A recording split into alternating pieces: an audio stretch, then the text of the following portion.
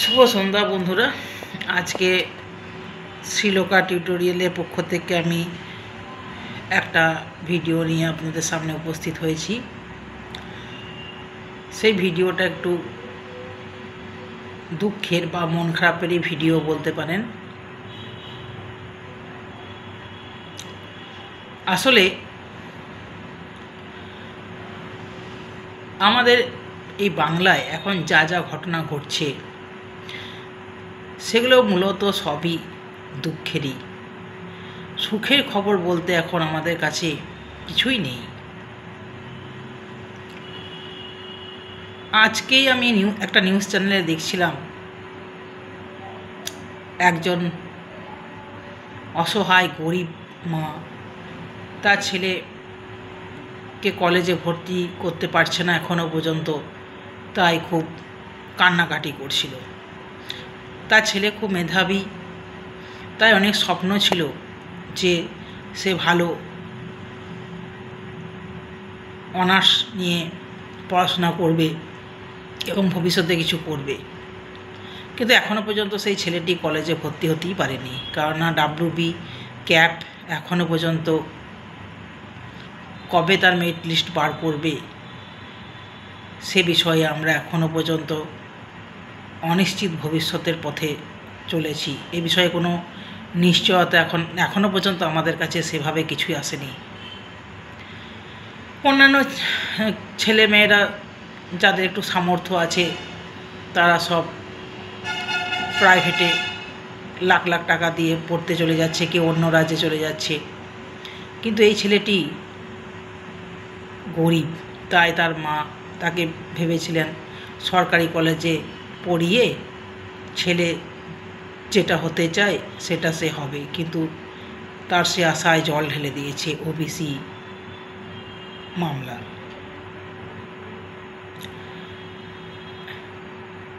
আমরা সকলেই চেষ্টা করছি, আমি সেই মায়ের উদ্দেশ্যে বলছি আপনি চিন্তা করবেন না, আমরা সকলেই চেষ্টা করছি যত তাড়াতাড়ি যত দ্রুত সম্ভব মেরিট লিস্ট যাতে বেরোয় তার জন্য যত রকমের প্রতিবাদ আমাদের করার দরকার বা আন্দোলন করা দরকার আমরা সেটা করে যাচ্ছি বা চালিয়ে যাচ্ছি যতদিন না কোনো ফাইনাল রেজাল্ট আসে ততদিন। এ তো গেল একটা দিক বন্ধুরা। আর একটা খবর কালকে আমি নিউজে দেখলাম, যেটা দেখে আমি খুব মর্মাহত। আমি মানে কি, আমাদের এই বাংলায় যারা শুভবুদ্ধি সম্পন্ন মানুষ তারা সবাই মর্মাহত। সেটি হলো ঝাড়গ্রামের একটি স্কুলে একটি ছেলের কাছ থেকে একটা পিস্তল পাওয়া গেছে। চিন্তা করুন, একটা স্কুলের হয়তো ক্লাস 7 বা 8 এরকম কিছু একটা হবে, সেটাই ফাইনালি এখনও জানি, খবরটা ফাইনালি আমি ঠিক মতো পাইনি, কিন্তু মনে হচ্ছে এরকম কোনো একটা ক্লাসের ছেলের কাছে একটা রিভলভার পাওয়া গেছে। তাহলে কোন জায়গায় এসে আজকে আমাদের পশ্চিমবাংলা দাঁড়িয়েছে আপনারা ভাবতে পারছেন? যে ছেলেদের হাতে এই সময় পেন্সিল, পেন, বই, খাতা, ভালো ভালো গল্পের বই এই সমস্ত থাকা উচিত, সেখানে তাদের হাতে পিস্তল। এই ঘটনাটি যে কালকেই ঘটেছে প্রথম তা কিন্তু নয়, এর আগেও এরকম কয়েকটাই ঘটনা ঘটেছে যেখানে 14, 15, 16 বছরের ছেলেদের হাতে পিস্তল পাওয়া গেছে। আজকে আপনারা ভাবুন তো কি করে এই সমস্ত ছেলেদের হাতে পিস্তল যায়? তাহলে কোন বাংলায় আমরা বাস করছি যে আমাদের বাড়ির ছোট ছোট ছেলেদের হাতে পিস্তল? এক সময় ছিল যখন বড় বড় জমিদারেরা বা যারা একটু সমাজের গণ্যমান্য ব্যক্তি, তারা নিজেদের নিরাপত্তা রক্ষার জন্য এই সমস্ত লাইসেন্সধারী বন্দুক তারা রাখতেন। তারপর যেটা দেখা গেছে সেটা হলো আমাদের স্বাধীনতার সময় আমাদের পশ্চিম বাংলা যখন স্বাধীনতা আন্দোলনের সঙ্গে যুক্ত, তখন তাদের হাতে পিস্তল, বোমা এই সমস্ত দেখা গেছে। সেটা তো আমাদের দেশমাতৃকার স্বাধীনতার জন্য, কিন্তু এখন কিসের জন্য তাদের হাতে পিস্তল? ঘরে ঘরে এখন বোমা বাঁধা হচ্ছে, ঘরে ঘরে এখন বন্দুক পাওয়া যাচ্ছে। এটা কোন বাংলা? কোন বাংলায় আমরা বাস করছি? এ বিষয়ে আমি সত্যিই কিছুই জানি না। একদিন যে বাংলা নিয়ে সমস্ত ভারতবর্ষ কাছে বাংলা এগিয়ে ছিল বা বাংলার গর্ব ছিল, যেদিন সমস্ত পৃথিবীর কাছে বাংলা গর্বের ছিল, আজকে সেই বাংলার এই দুরবস্থা, বাচ্চাদের হাতে বন্দুক। কিভাবে এটাকে আমরা দেখব, কিভাবে এটাকে আমরা ভাববো, আমরা ভেবেই পাচ্ছি না। কিছুদিন আগেই বাংলা ভাষার অস্মিতা নিয়ে কিছু বুদ্ধিজীবী, কিছু শিল্পী, রাজনৈতিক দল, তারা বড় বড় লম্বা চওড়া ভাষণ দিচ্ছিলেন। অতুল প্রসাদ সেন লিখেছিলেন, মোদের গরব মোদের আশা আমরি বাংলা ভাষা। সেই সময়কার যে বাংলা, সেই বাংলা কি আজ আছে? আমি বুদ্ধিজীবী মহলের কাছে একটাই প্রশ্ন রাখতে চাই, আগে পারলে আপনারা বাংলার যে এই যে অরাজকতা চলছে, এই যে মাৎসন্যায় যুগ চলছে, সেটার থেকে যাতে বাংলাকে রক্ষা করা যায় সেইটা আপনারা আগে ভাবুন। আপনারা সবাই মিলে একজোট হন, তারপর বাংলা ভাষার গর্ব নিয়ে আপনারা ভাষণ দেবেন। আজকে শিক্ষার যে হাল, সেই হাল দেখলে তো এটাই মনে হয় যে আগামী দিনে হয়তো আমাদের যুব সমাজ তারা এই বন্দুক, পিস্তল, বোমা নিয়েই রাস্তায় ঘুরে বেড়াবে। তার জন্য যারা দায়ী, তাদের কি কোনো হেলদোল নেই এইসব ব্যাপার নিয়ে? তাদের তো আজকে এই সমস্ত ছেলেরা পিস্তল, বন্দুক, বোমা এসব নেবে নাই বা কেন? আজকে সরকারি স্কুলগুলো প্রায় বন্ধ হয়ে যেতে বসেছে। কলেজগুলো তো দেখছেনই, এখনো পর্যন্ত ভর্তির কোনো ভর্তির কোনো খবরই নেই। তাহলে এরা কি করবে? না আছে শিল্প, না আছে চাকরি, না আছে কোনো কিছু। সেখানে বাংলা ভাষার অস্মিতা এই সমস্ত নিয়ে বড় বড় লম্বা চওড়া ভাষণের কি কোনো মূল্য আছে? জানেন তো, আমরা ভাবি যে কোন বাংলায় এসে আমরা পৌঁছেছি। কোথায় সেই বিদ্যাসাগরের বাংলা, কোথায় সেই রবীন্দ্রনাথের বাংলা, কোথায় জীবনানন্দ দাশের বাংলা? জীবনানন্দ দাশ বলেছিলেন, বাংলার রূপ আমি দেখিয়াছি, আর খুঁজিতে চাই না আর পৃথিবীর রূপ। তার মানে কি, তিনি বাংলাতেই সমস্ত কিছু দেখেছেন, তাই পৃথিবীর রূপ তার আর খোঁজার দরকার হয়নি বা দেখারও দরকার হয়নি। কোথায় সেই বিবেকানন্দর বাংলা, কোথায় রামকৃষ্ণদেবের বাংলা, কোথায় সত্যজিৎ, উপেন্দ্র কিশোর রায়চৌধুরী, আরও কত কত, জগদীশচন্দ্র বোস থেকে আরম্ভ করে কত নাম বলবো, যে সমস্ত মনীষীরাই বাংলাকে গর্বান্বিত করেছিলেন। আজকে সেই বাংলার আমরা কি রূপ দেখছি? শুধু কি কিছু কন্যাশ্রী, রূপশ্রী, সবুজ সাথী, সমশ্রী, লক্ষ্মীর ভাণ্ডার, এই সমস্ত কিছু চালু হলেই কি বাংলা 100 বছর এগিয়ে যাবে?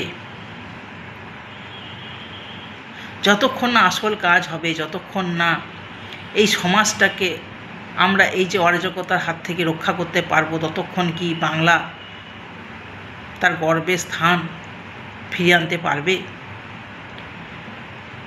আমাদের মেয়েদের কোনো নিরাপত্তা নেই। তারা রাত বেরাতে কাজ করতে গেলে তাদের ভয়, কখন কি হয়ে যায়, কখন কি ঘটে যায়। সেই রকম অবস্থায় বাংলা ভাষার অস্মিতা এই সমস্ত নিয়ে লম্বা চওড়া ভাষণ দিয়ে কি কোনো লাভ আছে? আমি সেই সমস্ত বুদ্ধিজীবী, শিল্পী তাদেরকে বলি যে আপনারা সবাই মিলে একজোট হয়ে আসুন না, আমরা এই বাংলাটাকে আগের মতো সুন্দর একটা বাংলায় তৈরি করি। সেই কথাটা আপনারা আগে ভাবুন, আগে বলুন। বাংলা এখন যে অবস্থায় পৌঁছে গেছে, বাইরে কোনো জায়গায় গিয়ে আমরা যদি নিজেদেরকে বাঙালি বলে পরিচয় দিই, তাহলে এখন সেটা লজ্জার হয়ে গেছে। নিজেকে বাঙালি বলতেই যেন এখন একটা ঘৃণা লাগে। বাংলার এরকম পরিস্থিতির জন্য যে বা যারা দায়ী,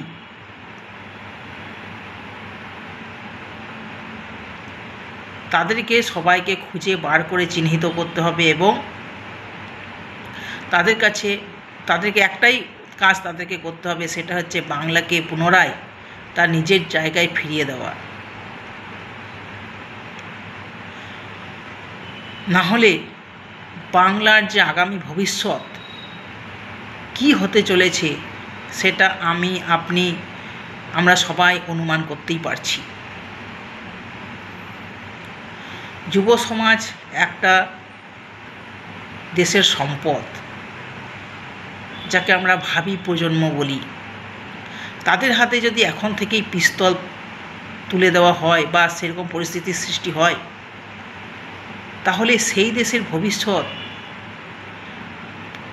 যে কী পর্যায়ে গিয়ে পৌঁছাবে সেটা নিশ্চয়ই আপনারা কল্পনা করতেই পারছেন।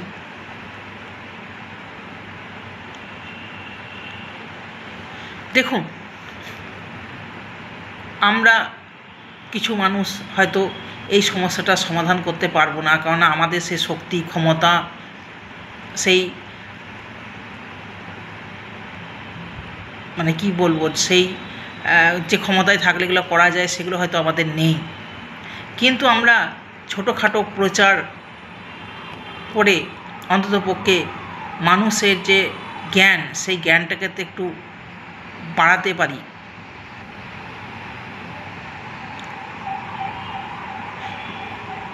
মূল্যবোধ এই যে জিনিসটা সমাজ থেকে একদম হারিয়ে যাচ্ছে। যত দিন যাচ্ছে তত সবার মধ্যে মূল্যবোধ জিনিসটা একদম হারিয়ে যাচ্ছে। এই মূল্যবোধ ফিরিয়ে না আনলে আমরা কখনোই সঠিক মানুষ হয়ে উঠতে পারবো না। আজকে এই রাজ্যের পরিস্থিতি কেন এরকম হলো, কী কারণে এরকম হলো, সেটা অনুসন্ধান করার সময় এসে গেছে। আমাদেরকে অনুসন্ধান করতে হবে যে কেন আজকে বাংলা সব দিক থেকে পিছিয়ে, সর্বদিক দিয়ে বাংলা আজ পিছিয়ে। সে পড়াশোনায় হোক, স্বাস্থ্য হোক, শিল্প হোক, যুব সমাজের কর্মক্ষেত্রই হোক, সমস্ত দিক দিয়ে বাংলা ক্রমশ পিছিয়ে যাচ্ছে। এই পিছিয়ে যাওয়া বাংলাকে আমাদের কিন্তু এগিয়ে আনতেই হবে, না হলে কিন্তু পশ্চিম বাংলার ভবিষ্যতে কিন্তু সমূহ বিপদ দেখা দেবে। তাই আসুন, আমরা যারা ছোট ছোট মানুষ, আমরা সবাই মিলে একজোট হয়ে অন্ততপক্ষে আমাদের এই বাংলাকে সুজলা সুফলা সুন্দর করে তুলবার অঙ্গীকার করি, যাতে করে বাংলা আবার পুনরায় আজ থেকে 100-150 বছর আগের যে বাংলা, সেই বাংলায় যেন বাংলাকে যেন আবার আমরা ফিরে পাই। যে সময় বাংলার মনীষীরাই সমস্ত ভারতবর্ষকে পথ দেখিয়ে গিয়েছিলেন, তারপরেই কিন্তু বাংলার পথ অনুসরণ করেই কিন্তু সমস্ত ভারতবর্ষ তাদের উন্নতির পথে এগিয়ে গেছে। আবার সেই বাংলাকে আমাদের ফিরিয়ে আনতে হবে, এটাই কিন্তু আমাদের একমাত্র অঙ্গীকার। নমস্কার, আজকে এখানেই শেষ করলাম। তবে হ্যাঁ বন্ধুরা, একটা কথা বলি ভিডিও শেষে, যে তোমরা আমার ভিডিও কে কীরকম পছন্দ করছো সেটা কিন্তু তোমরা কমেন্ট বক্সে অবশ্যই লিখে জানাও।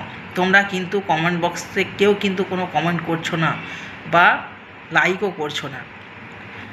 আমি কোনো প্রচার চাই না, কিন্তু এই ভিডিওগুলো সবারই কাছে পৌঁছাক, যাতে করে একটু হলেও মানুষ এই বিষয়গুলোর প্রতি সচেতন হয় এবং একটা সামাজিক সচেতনতা যাতে গড়ে ওঠে, তার জন্যই কিন্তু অবশ্যই ভিডিওটি তোমরা দেখবে এবং লাইক কমেন্ট করবে।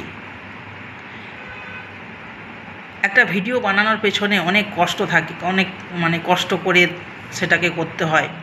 তাই একটা লাইক, একটা কমেন্ট করলে আমি আমার শ্রম সার্থক হয়েছে বলে মনে করব।